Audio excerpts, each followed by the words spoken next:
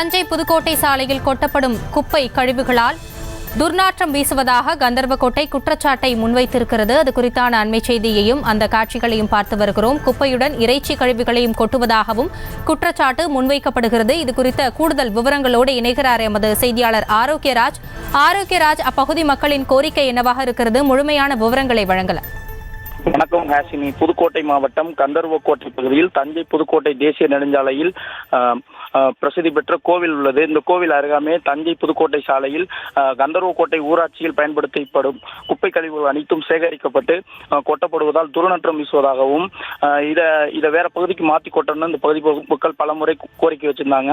இந்த நிலையில ஊராட்சி மன்ற தலைவரிடம் கூறி எந்த நடவடிக்கையும் எடுக்கப்படாததால கடந்த ஒரு மாத காலங்களுக்கு முன்பு கந்தர்வக்கோட்டை சட்டமன்ற உறுப்பினர் சின்னதுரை தலைமையில போராட்டம் நடத்த முடிவு செய்வதாகவும் ஊராட்சி ஒன்றிய அலுவலகத்தை முற்றுகையிட போவோம்னு சொல்லி சுவரொட்டி ஒட்டப்பட்டிருந்துச்சு. இந்த நிலையில எந்த ஒரு பேச்சுவார்த்தைக்கும் வராததால இன்று கிராம பொதுமக்கள், பிசானத்தூர் கிராம பொதுமக்கள், துருசிப்பட்டி கிராம பொதுமக்கள், பழைய கந்தர்வக்கோட்டை கிராம பொதுமக்கள் ஊராட்சி மன்ற தலைவர்கள் முன்னிலையில 200க்கும் மேற்பட்டோர் வந்து கந்தர்வக்கோட்டை ஊராட்சி ஒன்றிய அலுவலகத்தை முற்றுகையிட முயற்சி செய்தனர்.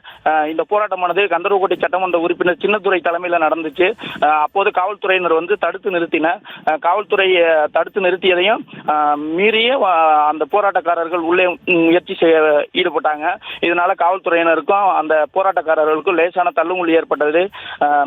பின்னர் ஊராட்சி ஒன்றிய அலுவலகம் உள்ளே நுழைந்து போராட்டத்தில் ஈடுபட்டோன்னா ஊரக வளர்ச்சித்துறை அதிகாரிகளும் மற்றும் வருவாய்த்துறை அதிகாரிகளும் பேச்சுவார்த்தை நடத்தி குப்பைகளை அப்புறப்படுத்த உரிய நடவடிக்கை எடுக்கப்படும், வேற பகுதிக்கு மாற்றி கொட்ட நடவடிக்கை எடுக்க உறுதியளிக்கிறோம்னு சொல்லியிருக்காங்க. தற்போது 4 மணிக்கு பேச்சுவார்த்தை நடப்பதாகவும் உறுதியளிச்சிருக்காங்க. பேச்சுவார்த்தையில் உடன்பாடு எட்டப்படாட்டி போராட்டம் தொடரும் அப்படின்னு சொல்லி சட்டமன்ற உறுப்பினர் சொல்லியிருக்காங்க. ஹாசினி, விவரங்களுக்கு நன்றி ஆரோக்கியராஜ்.